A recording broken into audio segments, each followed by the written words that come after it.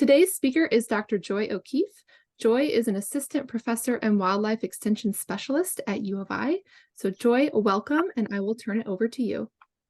Okay, thanks very much, Erin. Can you hear me okay? Yes. Okay, awesome. Well, thanks everyone for coming. I'm really excited to talk to you today about providing natural and artificial homes for bats, which is something I think about a lot in my research. I have been studying bats for about 23 or 24 years now and go out every summer to catch bats, and like this cute little red bat here. And then we oftentimes put little radio tracking devices on them and track bats to figure out where they are roosting, which gives us this information that I can share with you today.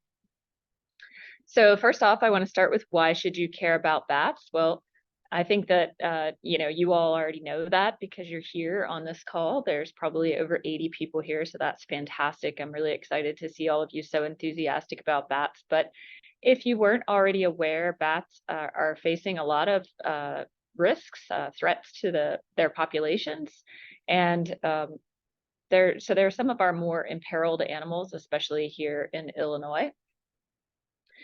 Overall, bats are really just incredible creatures. They're really remarkably diverse animals with a wide range of diets and habits and morphological features like this vampire bat here. Of course, we don't have vampire bats in Illinois, but we have some pretty incredible bats nonetheless doing really exciting stuff. So out of the 1,461 or 69 bats that are known worldwide right now, that number keeps increasing incrementally every year.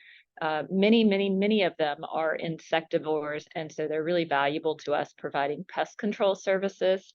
But around the world, we also have bats that are frugivores, eating fruit, nectarivores, eating nectar, piscivores, which eat fish, carnivores, that includes bats that eat birds, frogs, other bats.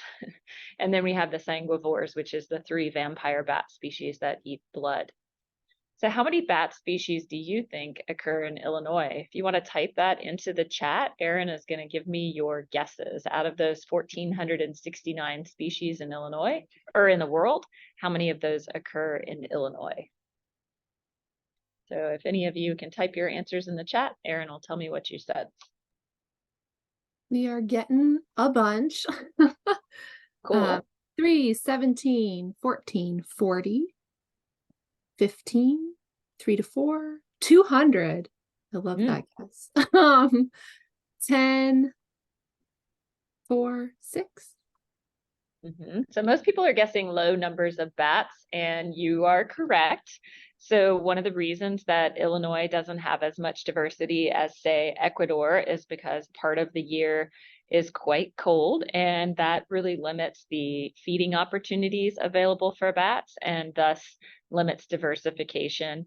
Also, our structural environment is not as diverse as in the tropics, and that's one of the hypotheses for why there's so much diversity around the tropics. So in certain sites in Costa Rica, moving down south to Ecuador, you could capture 100 different species of bats in a particular site. But here in Illinois, we have 13 species of bats. So I heard 15 from one person, and that is pretty close. We have 2 occasional species that show up in Illinois. And so we are a pretty diverse state relative to the rest of the Midwest, but we're not particularly diverse compared to the rest of the world. So of those 13 bats, you'll find them all down in southern Illinois. There's no one that's not found in southern Illinois. That is a very diverse place because of all the karst habitat, the confluence of the Ohio and the Mississippi River Valley, and kind of the southern influence that comes there. As you move north in Illinois, we get less diversity. So up near Chicagoland, you might only have 4 or 6 species, depending on where you are. But frankly, there's still a lot we don't know about bats, and we don't know about their distributions. And I wouldn't be surprised if there's still some surprises out there in terms of what occurs where in Illinois. So bats are really valuable to us because they're eating pests in Illinois that are eating crops, forests, and us. So when we look at the top 5 major types of prey in the diets of 2 species of bats, the northern long-eared bat and the Indiana bat, Number one on the list is crane flies, and crane flies harm no one, so they're kind of just a big bumbling cousin of the mosquito. But number two is mosquitoes, and of course, those are pests to humans and vectors of pathogens that cause disease. Number three is midge flies, small biting flies that also are pathogens, vectors. Apologize for the noise in the background. I'm in a hotel. There's people yelling. And then moths, small, tiny moths that eat leaves. Those are also a problem for our vegetation, including forests and crops, and then leaf hoppers, which are insects, true bugs that pierce leaves and suck the juices out of them. So bats have been shown to be really valuable for pest control. It's estimated that they provide potentially billions of dollars in ecosystem services just to the corn and soy industry in the US, but that hasn't been really well quantified, and it's hard to scale those effects up to the massive amounts of corn and soy that we grow, for example, in Illinois. But smaller scale, when we look at some crops like grapes or rice or orchards that are growing smaller amounts of any particular crop, definitely bats are shown to have a really valuable effect on pest control. So they're really beneficial to us. Importantly, when we're thinking about bats and we're thinking about providing roosts for them, we need to recognize that bats are really a slow-lived species, much more like us than like rodents. So the Germans call bats die Fledermaus, the flying mouse, but they could not be farther from a mouse. Bats actually have pretty incredibly long lives, on average 18 to 26 years for little brown bats. And the record for bat longevity is a bat called Myotis branchi, which was found to be 41 years in Russia. So bats really live a long time, and they actually show tremendous fidelity to the sites where they roost, coming back year after year to the same sites. So this map here on the right is from a publication from a student of mine, where we were able to track the locations of bats that we had banded during the summer at the site indicated by the star, which is near Indianapolis in Indiana, to caves in south central and southern Indiana. And we could see that these bats were moving back and forth between these areas. So they show fidelity not only to the caves where they hibernate during the winter, but also to the summer site, coming back year after year to the small patch of woods. So that's really important to think about when we're thinking about providing habitat for bats. And I'll talk later about different types of roosts that bats use. And it actually doesn't matter how ephemeral the roost is. Bats, if they found a good place to roost, they'll come back to that site year after year and just look for a new roost if the old roost is gone. So some global threats to bats that is important to be aware of are habitat loss. And this is thought to be most prominent when we think of logging that removes forests entirely, like they're never coming back. And then also harvesting plants, which could be devastating to bats that roost in plants. Intensive agriculture could be problematic for bats because it can be done in conjunction with habitat loss, but also because intensive agriculture can involve lots of energy use, pesticide use, and herbicide use, and those can all be problematic for bats for bioaccumulation of chemicals.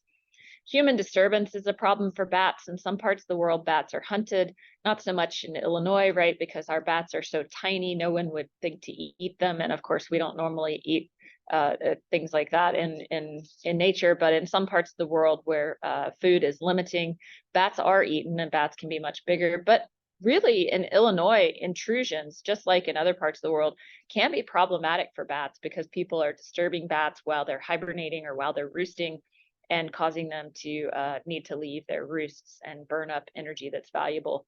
And then urban development is also a problem for bats because we're taking away habitat, but also adding some other stressors like light pollution and noise pollution, which could be problematic for our night flying friends.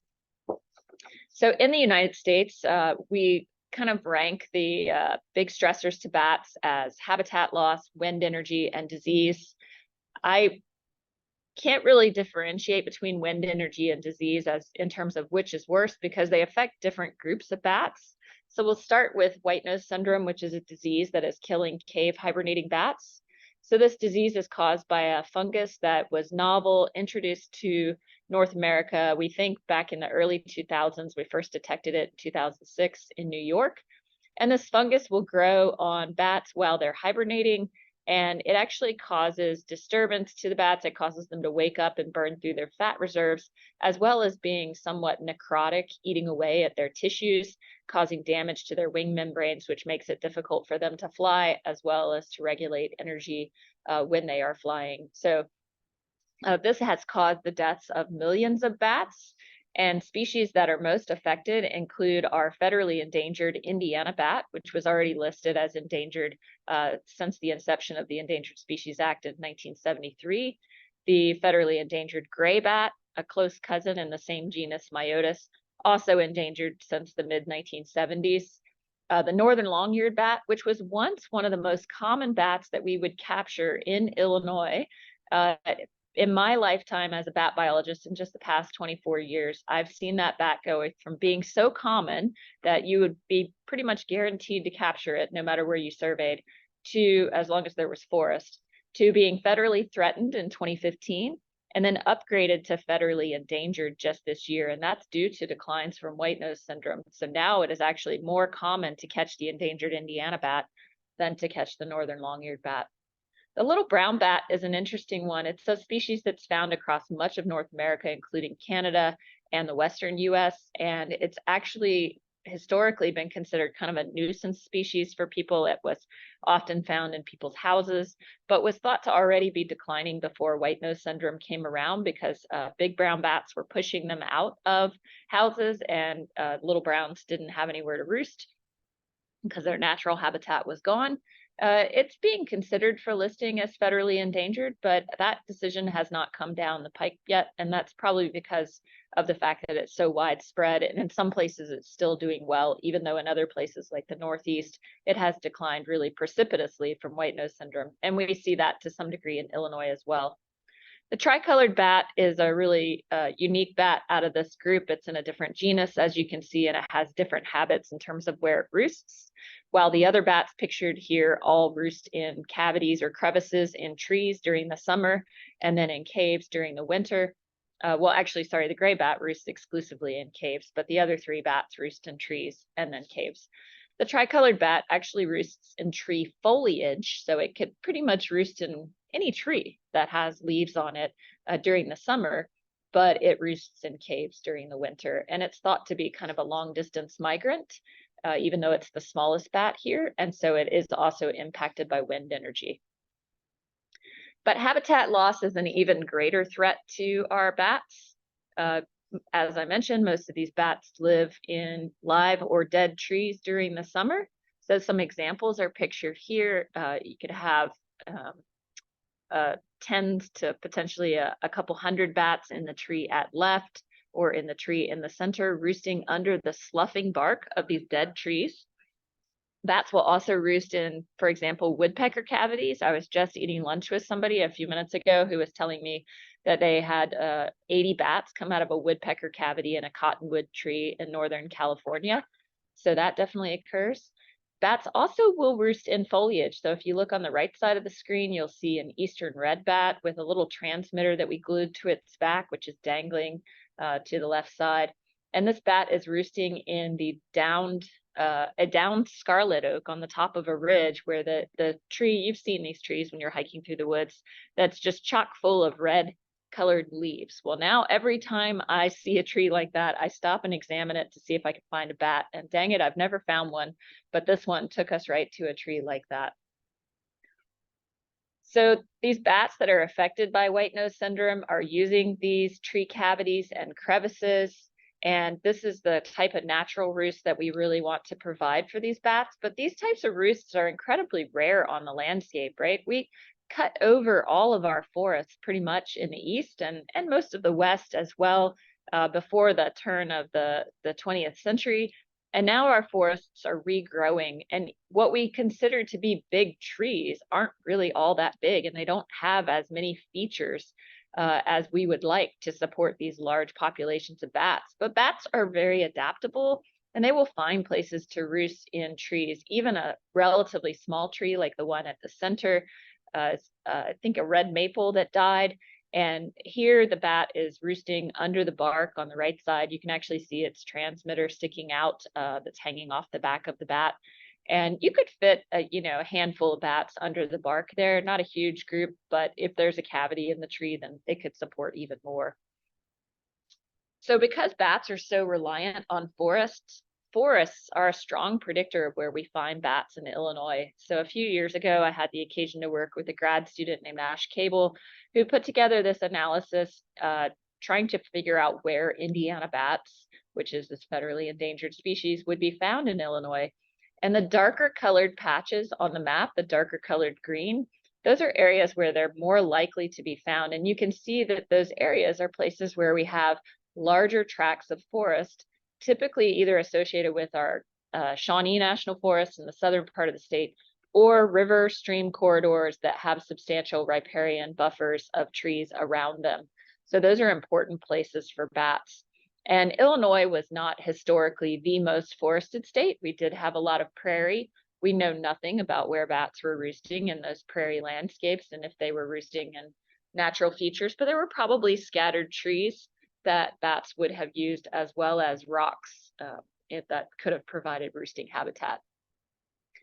So now we've really contracted our forest in parts of the state where forest was prevalent, and bats are still finding those patches of forest, though. If we look for a linear corridor that connects to another linear corridor, where those are found, you're going to have bats. And so we need to be thinking about protecting and actually also basically restoring the conditions that will be optimal for bats that need to roost in forests.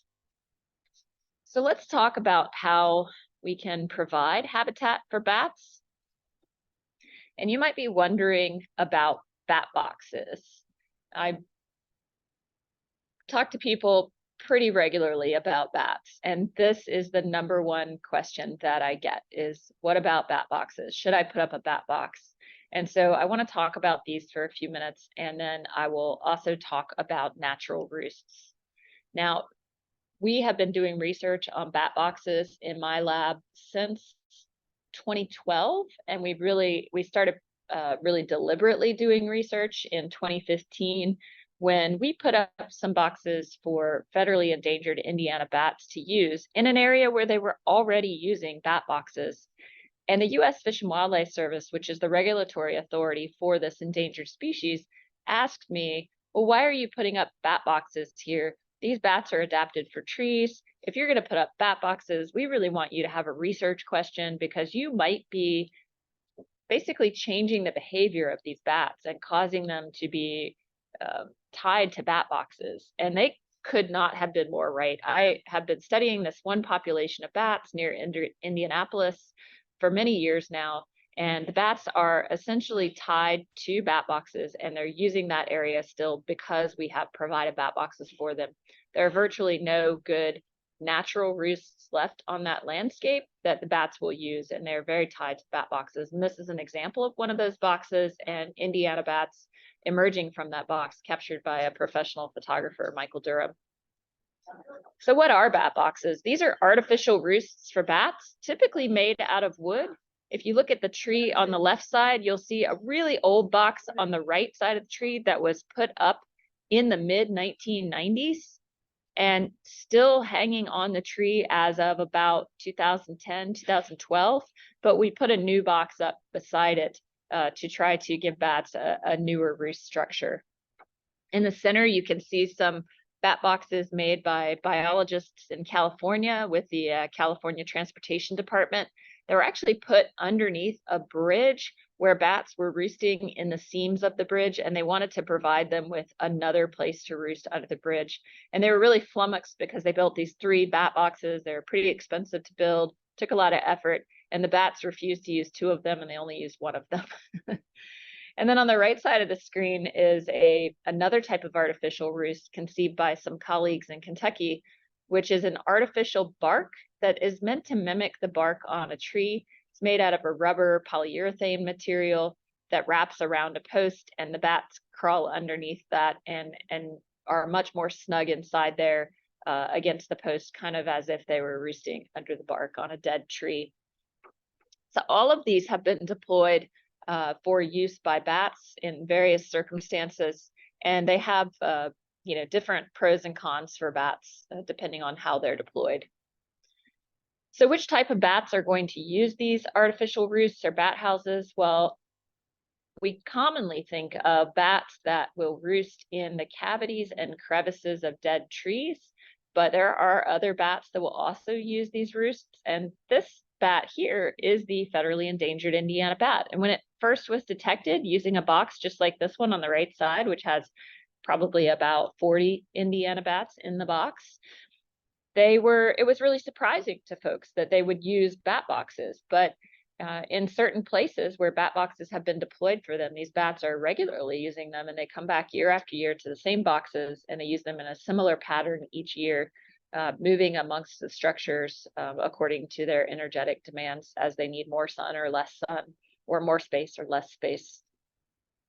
So these bats can fit into really tiny spots. They're pretty small bats. So the picture on the left shows a crevice in a bridge, actually, but this is a typical spacing for a bat box. About 3/4 of an inch or 2 centimeters is just the amount of space that's perfect for bats to squeeze into these spaces. And you can cram tens to hundreds or even thousands of bats into a bat box, depending on the size. Now, other bats that historically roosted in large hollow trees will also use bat boxes, and sometimes they like much bigger structures.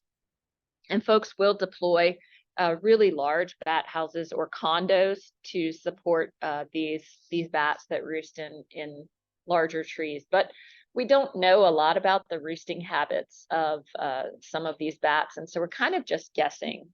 And another species that we don't currently have in Illinois, but that may eventually establish in our state, it shows up occasionally, just incidental, is the Mexican free-tailed bat. And that is a bat that is found across a lot of the southern United States, and it roosts historically in caves. So there are giant caves in Texas and the desert Southwest and Arizona and New Mexico that can house hundreds to thousands to even millions of Mexican free-tailed bats. And those bats have started to move into human structures like buildings and bridges. And in certain places, they will roost in bat boxes. So if you remember those boxes that I showed you on the bottom of the bridge in Southern California, it's roosts like that and bridges that have attracted Mexican free-tailed bats to Southern California. There were no natural roosts there for them prior to folks putting up these artificial structures. Of course, we didn't put up bridges to provide habitat for bats, but bats moved in nonetheless, and now they have a whole new species there. So I think it's important to consider that we can significantly alter, not only bat behavior, but also bat communities by providing these artificial roosts. So big brown bats are one of those bats that we think historically roosted in these really large hollow trees. And this is one of the most common bat house users in North America. So when folks put up bat houses from Nova Scotia, or I should probably go a little bit west, somewhere in Montreal, over to British Columbia and down to Northern California and even to South Carolina, you could expect big brown bats to roost in your box. They are a very common bat, and they're actually the most common bat that we will find in our houses and in our barns. So around Champaign County, where I'm based, if someone has bats in their barn, it is invariably going to be big brown bats. Big brown bats are not imperiled. They're doing quite well. And the evening bat is another bat that we commonly find using artificial roost structures, and they are also not imperiled and doing well. So when you're thinking about whether or not bat boxes are going to be an important tool for conservation, recognize that your most likely bat box users are these species in Illinois. So what attracts bats to use bat boxes? The number one thing is probably going to be solar exposed position, but if there's not good foraging habitat or places for bats to eat, then they probably won't come to that. So if you put up a bat box in the middle of a baseball field, it's very unlikely that bats will move into that, or even in the middle of a cornfield. But if you put the bat box close to some forest that bats can forage in, then now they're much more likely to use it. The size and the structure of a bat box is really important as well. So bats key in on spacious and warm roosts. And so they look at the size of the roost. They'll consider how warm it is when they pop in there in the morning. Usually bats are selecting their roosts right at dawn. And they don't really know how warm a roost is going to get throughout the course of the day, so they just have to make that decision based on what they feel at dawn. But they'll change their minds if the roost gets too hot or never gets hot enough. They may not use that roost in the future. Like I said, proximity to places where bats can find bugs to eat is important. Also, other occupied roosts. So if you put up a bat house near another occupied bat house, it's likely the bats will eventually move in if it's a good structure. And we think that cues from other bats are probably pretty important, but we don't have a ton of evidence for that. We have done in my lab a couple of experiments in Minnesota and Florida where we actually played vocalizations from our target species to try to draw them into bat boxes. And in the picture in the center, this is an example of our experimental site in Florida. And we played the calls of a bat that uses bat houses in Florida for over a year before any bats moved into this cluster. And then it was a different species that moved in. But we think that that different species actually then attracted the attention of our target species. And we had one individual move into a bat box. So after a year of playing its calls, it was actually the other species that probably attracted it to the box. But flying around boxes, the odors from bats, those are also potentially things that could attract bats to use bat houses. So how do we know if a bat house is successful? Well, when we put up a bat house, the way that pretty much everybody evaluates success, including me for a long time, was just by whether or not bats were using it, by bat presence. You know, are there bats there? Woohoo! Yes, good. This is great. And wait, oh, there's, tens to hundreds of bats in this box. This must be an awesome box. This is great. So by the numbers, right? But when we think about the success of conservation measures for any animal, what we really should be thinking about, I would argue, is whether or not it increases fitness. So do pups make it to adulthood? Do bats successfully reproduce and produce pups that are able to then reproduce themselves? And are the occupants in bat houses healthy? And this is, as I said, true for any conservation measure that we apply to any species that we're trying to recover. We have to think about, what is making it really actually good for bats? Because just like people, bats don't always know what is good for them.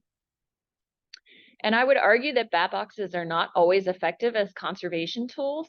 Some of the concerns I have about bat boxes are that we're often painting them too dark colors, and we're thinking that color alone is going to produce the suitable microclimate that bats need to be healthy in a box, and it's not. Dark boxes tend to overheat, but once the sun falls and it's dark out, dark boxes provide no additional benefits to bats. Just like our houses, we should be thinking about insulating boxes and adding more thermal mass to create a warmer structure that's more stable in temperature. Bat boxes can fall apart. Sometimes they're made from inappropriate materials, such as the one at the center and at the right that were made out of plywood, which eventually squirrels will chew to pieces or will warp. And if you add mesh to the inside of a bat box, then invariably it's going to fall apart, or it's going to kind of scrunch up and create less than optimal roosting conditions for bats. And when we leave these boxes up and then don't maintain them or monitor them, then we're really doing bats a disservice. And there's probably much more effective things we could have done with our money to augment habitat for bats than to provide these short-lived artificial roosts that don't kind of sustain themselves. They need attention or they're not going to be effective. So some other concerns that I've already mentioned a little bit is that many boxes offer unsuitably hot or cold temperatures. If you go into a store to buy a bat box, it's often going to be way too small and not going to be suitable for the types of colonies that like to occupy boxes. Poor color choices. Usually people are painting their boxes too dark, in my opinion, and not thinking about the actual benefits of using a larger box that has more thermal mass and that has insulation to make it more stable in temperature. And these decisions can actually lead to bat deaths, not just from overheating, but also from freezing. So there were bats that froze to death in a bat box in Florida a few years back because they had an unusually cold snap, and these bats were adapted to using bat boxes and didn't have an alternative roost site. Bat boxes, because they can stay up for longer periods of time than, say, a little piece of bark on the side of a dead tree, bats may use them year after year, and that can increase their exposure to predators and parasites. So in the bottom right picture there, you see the inside of a bat box that we dissected. It had been up for 3 summers in central Indiana. And when we dissected these boxes, we found between hundreds and thousands of bat bugs in these individual boxes. And these are parasites that actually feed usually on the young, taking a blood meal from young and then hiding in the box during the day and at night while mom is out foraging. So it turns out that bat boxes can actually be host sites for these parasites, and they can actually overwinter in these sites and just wait for the bats to come back the next year. Sometimes bat boxes are deployed in pretty low quality habitat sites like the one at the top right. And if a bat occupies that space or something like it, then they may be drawn to places where they have a difficult time finding food. So I think we have to be aware of where we're deploying these structures and be mindful of bats' need for lots of insects during the night. And as I mentioned earlier, we're kind of afraid that bats might lose a search image for their natural roosts. If we are drawing them to bat boxes repeatedly year after year, they may not know the cues to find these big dead trees, even if those are becoming more available as we restore landscapes.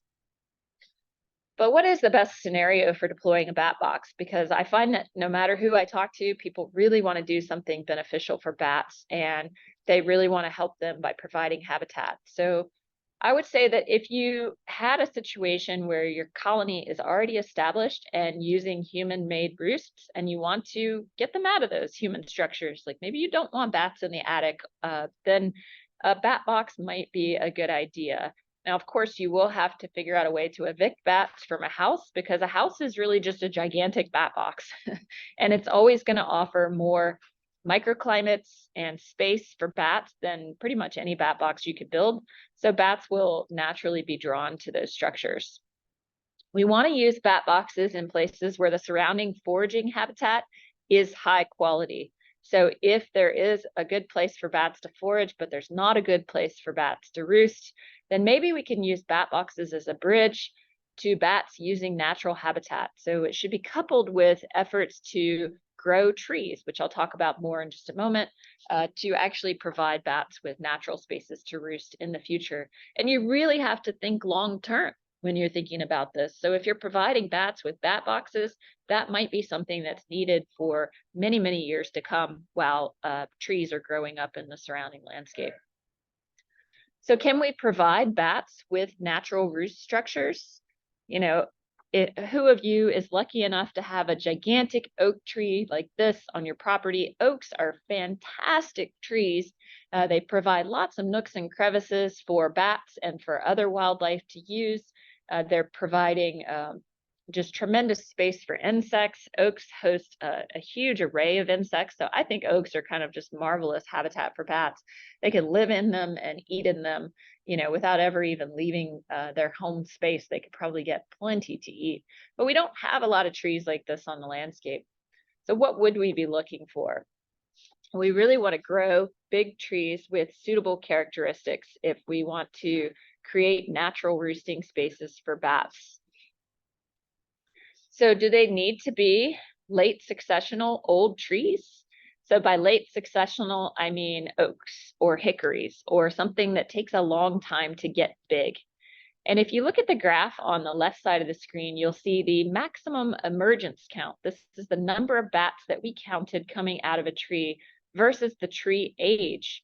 And there is no clear relationship between the age of the tree and the number of bats coming out of the tree. The line is virtually flat. We don't have that many trees that are greater than 150 years old in our sample, but this is from data that Joey Pettit and I collected in New Jersey. the southern Appalachian Mountains, and central Indiana, measuring a lot of trees used by the endangered Indiana bat. And we really found no relationship there. What we did find a relationship with, though, is that like, the best predictor of the number of bats coming out of the tree was actually the size of the tree. And that's big trees that are key for producing larger numbers of bats. So if you want more bats, you need bigger trees. Now, do bigger trees need to be oaks and hickories? No. The fastest growing trees are going to actually be our early successional species like maples and poplars and cottonwoods. These are trees that can grow fast quickly and can actually provide bats with nice spaces to roost while we are also simultaneously growing up those oak trees, which are going to be habitat for bats later down the line. As I mentioned, you really have to think far out though, because even a giant cottonwood that provides a nice space for tens to hundreds of bats to roost in could take at least 70 years to grow up. But I'll show you an example of some of the trees that Joey studied in these different landscapes. And what he did is he actually took tree cores from these trees and then aged the trees. And so on the left side of the screen, you have a tree that's 31 centimeters in diameter. That's the diameter across the base of the tree, about chest height. And the tree on the right is 50 centimeters in diameter. So the one on the right is bigger, but not that much bigger. The tree on the left was only 31 years old. So that tree it was basically growing a centimeter every year, right?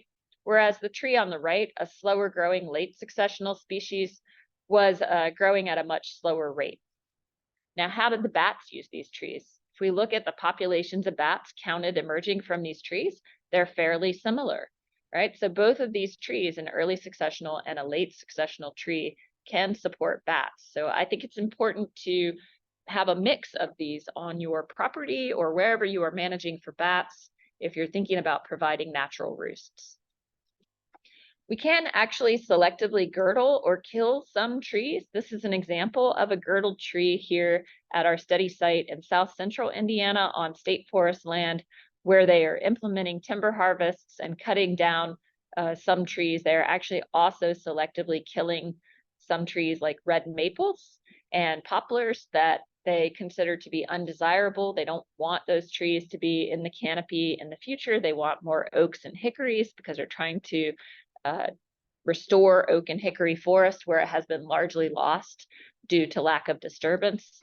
And so these offer us an interesting opportunity to see how bats respond to them.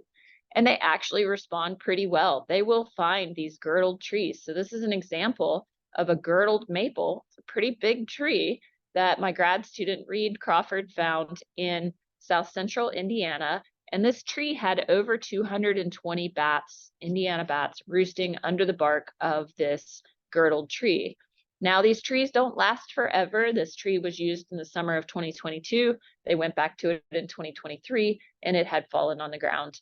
And that is partly a facet of it being girdled, but you can see that even when they found it in 2022, it had been dead for a while. It had lost a lot of bark, and it could have been used by bats for several years. We just only found it in its last year of utility.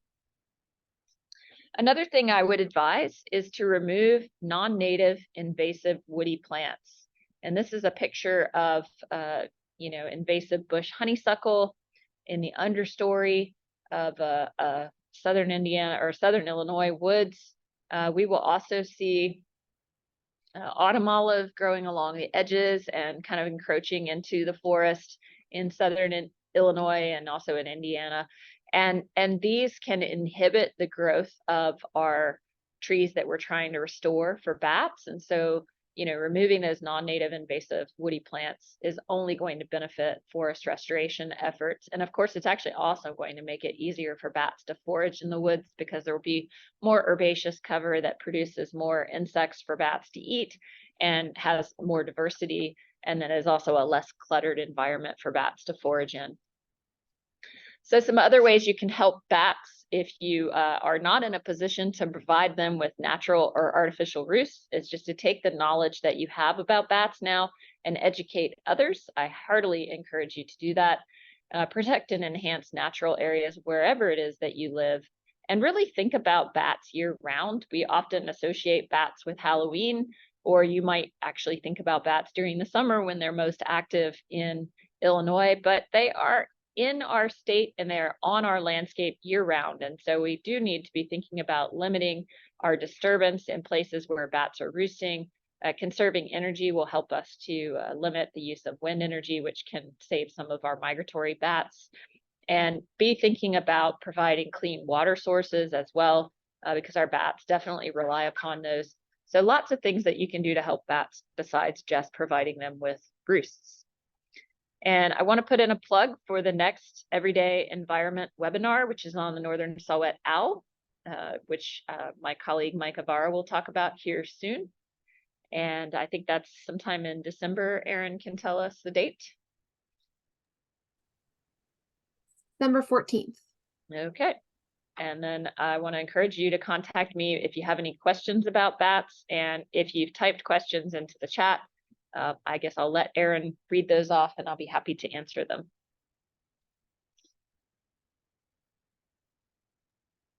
Wonderful. Thank you so much, Joy, for that great presentation. I know I learned lots of new things about bats, and I'm sure everyone else at least picked up a nugget or two. We do have a few questions in the chat, and for those that are still on, and if you have questions, put those in, and we'll see if we can get to them. So going back to the beginning of the presentation, when you talked about how bats return to the same location year after year, can you talk a little bit about what we know about how that works, like how they find the same spots? And is that similar to how bird migration works, if you know? That was a question. So bats are using magnetic orientation to find their way around the landscape. Folks have experimented with manipulating their, ability to orient with the stars and found that they can confuse them. But they also memorize landscape features. We think that rivers are really important for bats to migrate along. I'm actually at a conference in Louisville, Kentucky right now along the Ohio River, and it's a bunch of wildlife biologists. And in just 2 days' time, 3 different bats of 3 different species were found roosting on trees right beside the river or just a block away from the river, which is really strong evidence to me that rivers are really important for corridors for bats to fly upon.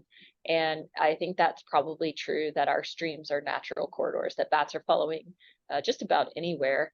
But they just have this ability to return to these same areas. I mean, this is true for birds, like someone noted, year after year, orienting probably with the stars and then also with these landscape features in a pretty incredible way. And they have a remarkable sense of timing too. So they'll show up roughly the same time every year as well. Very cool. Thank you. We had a question about bats being in urban areas and where do they go in the winter? Do they use our human-made structures for that purpose, or? So there's not been much work on that, so we don't know for sure. Some of our human-made structures may be suitable. Bats do like it to be just a little bit above freezing during the winter. So if you had an attic space that would sit at around 40 degrees Fahrenheit, that might be kind of perfect for bats to hibernate. They need to drop their body temperature and save energy because otherwise they're going to burn through their fat reserves because there's nothing to eat generally during the winter.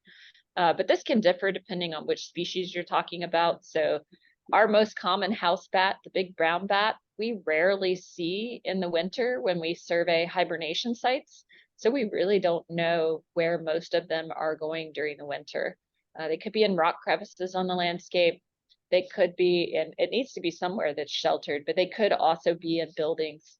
A lot of barns, if you have bats in a barn, are going to be unsuitable during the winter because there's just too much wind whipping through them, too many cracks and crevices for the wind to get in. And so there's not going to be sufficient warmth. So bats are either using insulated spaces that are still cold, or they are migrating to other areas where there are those types of spaces. A friend of mine studied big brown bats in Dinosaur Provincial National Park in Canada and found that they were going into rock crevices about a meter or two deep, and they were able to survive the winters in this incredibly harsh, cold environment just by going a couple meters deep into a rock crevice. So look closely at our rock habitat in Illinois. You may just find some. Some amateur herpetologists in Southern Illinois were sending me pictures a few winters ago. Every time they would go out to look for salamanders in rock crevices, they would find bats. And oftentimes those were big brown bats.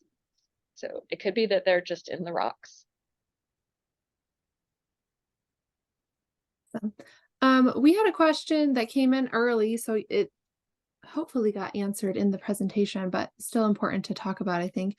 Someone was asking, how big does a dead tree need to be to provide value and attract bats? And they were saying, kind of referring to the height of the tree. And I know we talked more about like diameter and maybe more like the type of tree.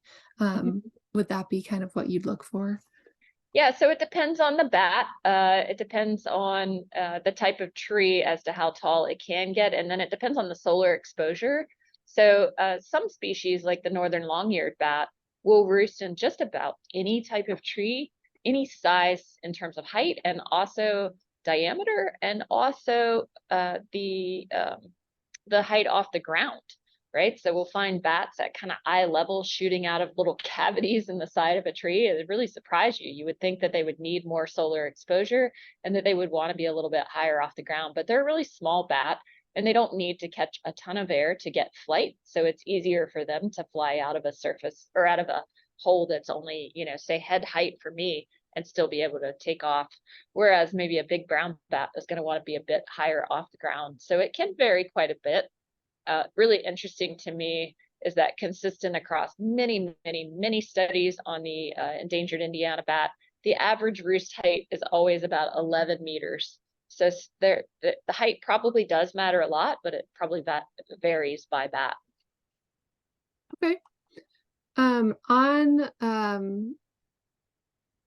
a similar note, I guess, will bats roost in non-native trees? Have any studies been done to see if they are using any of our non-native trees for roosting?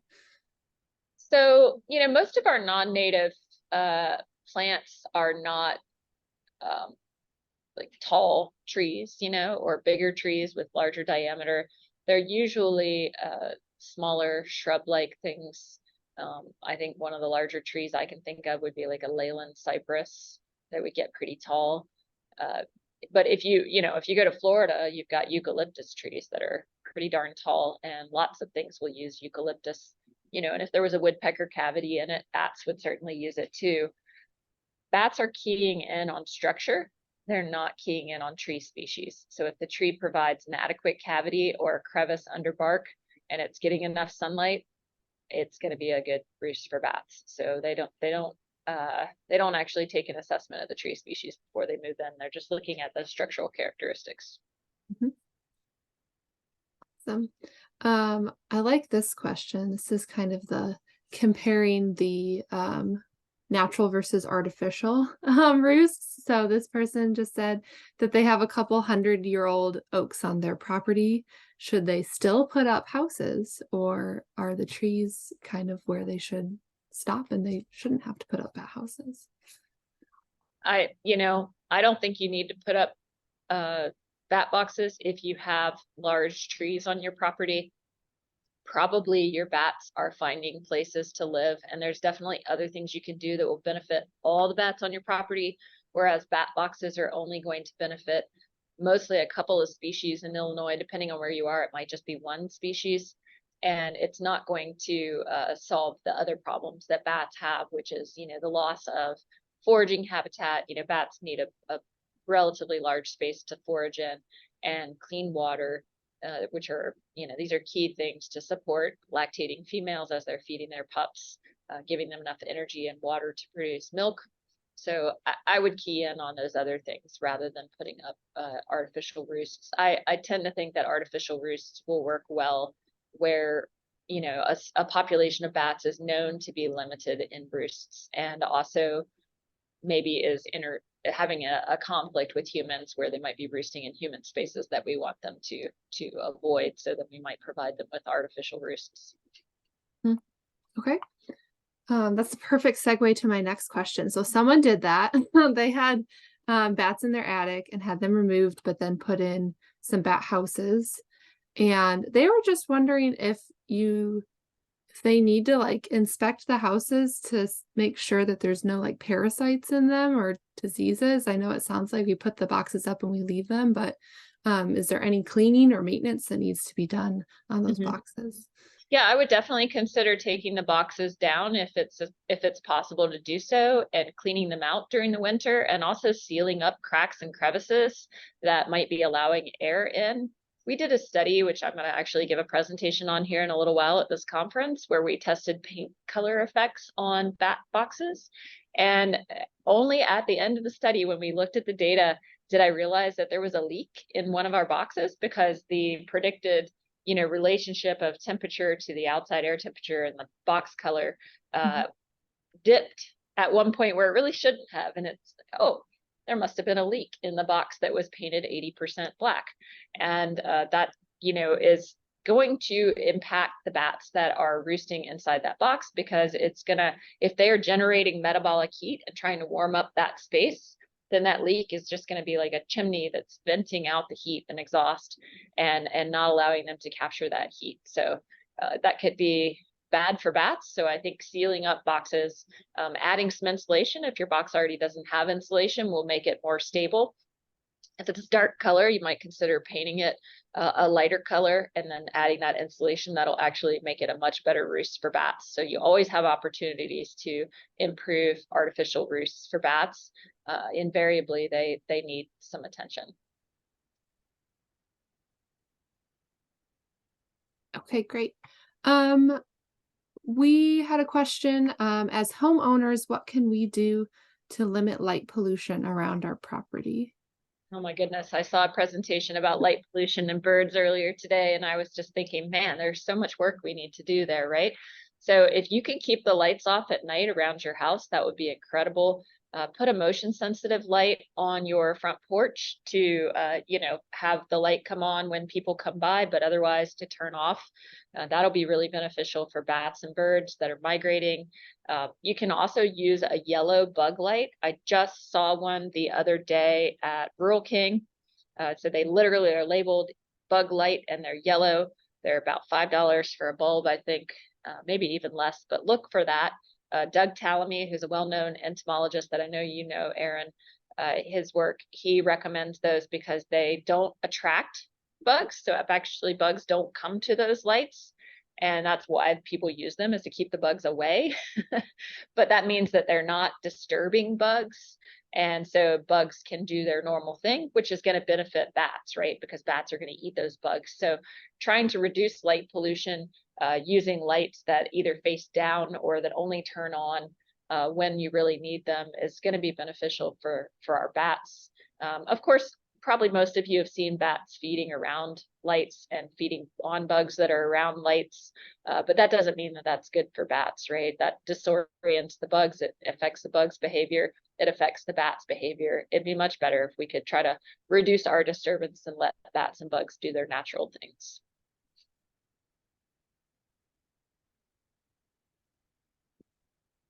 Awesome. I was gonna say, if you didn't say the yellow light bulb, I was gonna say it. So Yeah. We had another question that I'm sure you hear a lot, that people are afraid of bats because of rabies. Is this a justified fear? What do we actually need to be aware of on this topic? Well, bats are a known vector of rabies, and rabies is a almost 100% fatal disease. If you get bitten by a bat, you should definitely go and get post-exposure shots. Go to the doctor ASAP, because the sooner you do that, the more likely it is that you're going to survive if you were bitten by a rabid bat. But if you attract bats to your house with natural or artificial roosts, or to your property, that doesn't mean that you're more likely to encounter a rabid bat. Really that's going to happen when you either pick up a bat, which you should never do, or if you have a bat coming into your living space. And so for that reason, I don't encourage people to keep bats in their living spaces, although that is a common practice in some other parts of the world. People like to live with bats, but we do have rabies, whereas that's not found everywhere. And I think it's important to be mindful of that and try to give bats a space to live that's not right up against humans. So keep bats out of your living space. If a bat gets into your living space, you can use really heavy gloves to pick it up and take it outside. I recommend scooping it into a shoebox or something like that and setting the bat at the base of a tree. And it will crawl up the tree if it's healthy, and it will ultimately fly away. If you're worried about a bat in your house, you can, call animal control, and they or the health department will usually try to help capture a bat and evict it. Bats, by and large, do not have rabies, though. When we look at the wild population, less than 1% of bats are actually carrying rabies. But when we look at bats that are actually turned in to be tested, it's around 5 to 6%. So if you have a bat in your space doing something weird, it is more likely that that bat is rabid. So just be careful around bats, but you don't need to worry about bringing them to your property. Okay.